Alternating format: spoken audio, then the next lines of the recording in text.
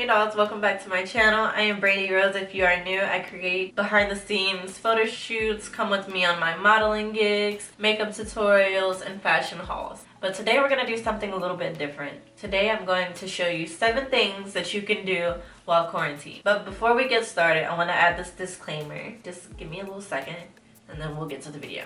Don't worry. It's not going to be long. It's just real quick, heart to heart. This is a safe space. I want you guys to know that I'm here with you. We're all dealing with this together.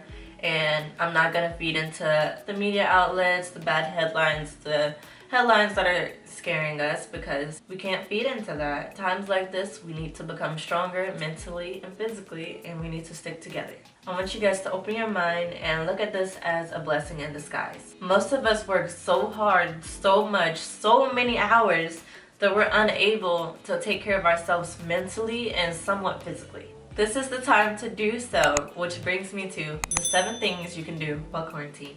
Number 1, meditate. Meditating can help reduce stress, anxiety, and depression. It also improves mental clarity, meaning it can help you declutter your mind. Day in, day out, we're working hard, we're always out, and we're never taking the time to take a breather, to relax, and to clear our mind. Meditating can also improve your memory, help you concentrate, and help you be more productive, as well as helping you get more sleep. And we all need some sleep. This also helps improve healing and helping you be more creative. Think about this.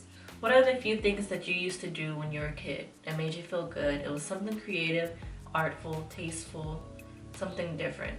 How long ago have you done that? So let's create a sacred space, get comfortable, and focus on your breathing. Me personally, I place down a little blanket, I light me a candle, burn sage to get rid of all that negative energy that does not serve me. If you're gonna burn sage, make sure you open up a window, crack a window or something to release that energy outside of your room, and place some crystals down. And I have a collection of crystals that I like to keep around me. In my old apartment, I had a section where the windows would just curve, and that's would be my meditation space, because all the crystals would be surrounding me. But I'm creating a new space in my new place, so bear with me. Number 2, journaling.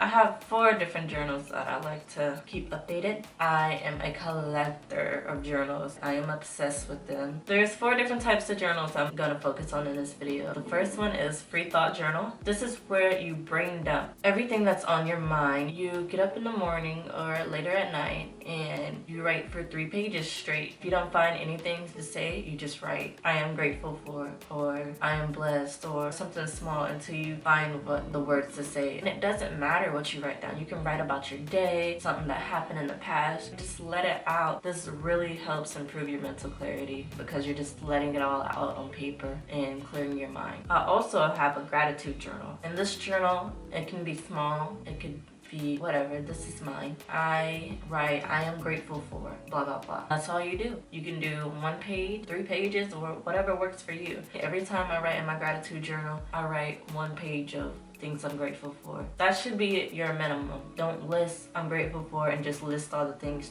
You need to write, I am grateful for having a roof over my head. I'm grateful being able to breathe in fresh air. I'm grateful for being able to talk to my beautiful dolls on YouTube. I'm grateful for the internet allowing me to stay in contact with my friends and family. I'm grateful for the technology that we have in today's world. I'm grateful for the clothes that I have to wear. I'm grateful for the bed that I have that's very comfortable. I'm grateful for the sun. I'm grateful for the food that I have in my refrigerator, allowing me not to go hungry. I'm grateful for the water that I have at home, allowing me to never go thirsty. And the list can go on and on. I just gave you guys a short list that you could just start with. And this also helps with law of attraction. Which brings me to my next one, which is my manifestation journal. In this journal, you write your desired life as if it is already happening. And you cannot write this in an unhappy mood. You need to get in a space where you're not negative, you're just thinking positive, you're happy, you're grateful. So I suggest doing this after you write in your gratitude journal. And my last journal that I'm keeping up with is my ideas journal. journal. This is where I write down all the new content ideas I'm coming up with and different picture ideas that I'm coming up with to put on Instagram and YouTube. You could do the same thing if you have a YouTube channel, or even for your business, or things that you're gonna do, or something that needs to be created in this world that hasn't been created before, or an invention that you want to make better. It's always good to come up with ideas. Doing all these journals, or at least even one of these journals, can help you with mental clarity, visualizing your desired life, fighting the negative self-thought that you have in your mind daily that you never think about until you start journaling. So it helps you get rid of that, as well as helping you recognize recurring patterns or habits that you may have. And this is to help you reflect and grow as a human being, to make yourself become a better person, be the best you that you could ever be. Number 3, clean and organize. A cluttered home is a cluttered mind, and right now we do not need a cluttered mind. You're gonna be in this space for at least 2 weeks straight without being able to leave. So let's do our best to keep this space a safe space, a clean space, and a comfy, fresh space. This can help you with clarity, happiness, and it can make you be more productive. Like I said before, a cluttered space is a cluttered mind, and we don't need that. I like to start with my closet. You can start small if you don't want to stress yourself out. Pick up the clothes that are on your floor, put them in their designated areas, sweep the floor, wipe down your bathtub, get some of that good Pine Sol and cleaning supplies that you bulked up on this past few weeks, and start putting them to use. Freshen up your space, light a candle, light an incense, put in a diffuser to freshen up the air, because it is pollen season, and girl, I have to have eucalyptus all throughout my diffusers throughout my apartment because it helps me breathe in fresh air. Number 4, take a spiritual bath. And maybe if you're not as spiritual as I am, that's okay. Just take a relaxing bath if you prefer that phrase. This can help with muscle pain and soreness. It can improve your mood, decrease stress, improve your sleep, and help soothe your skin. Me personally, I like to run some hot water, put a bunch of herbs in my bathtub, light a candle, have my diffuser going, and maybe even light an incense, and just get in the hot, cozy, comfortable bathtub and just soak while listening to some relaxing music. You can also do bath bombs, Epsom salt. Epsom salt is really good for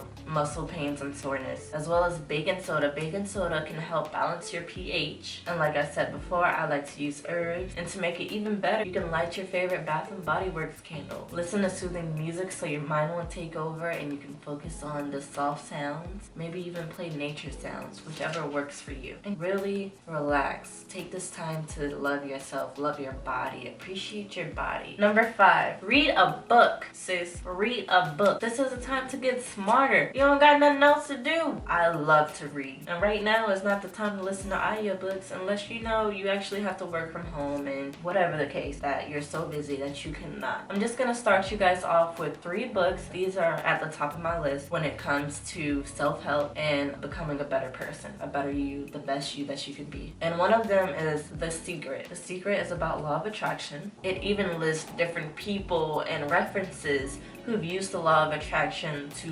become who they are today. Another book is Rich Dad Poor Dad. Rich Dad Poor Dad helps you financially. I think that these are all books that you need to read a couple times to understand. Anywho, The Alchemist. The Alchemist is about the journey to getting to where you want to be. It's the journey along the way that makes you stronger, not just the prize. I highly suggest reading these 3 books. It's definitely something that's going to help you mentally become stronger and smarter. Number 6, learn a new language.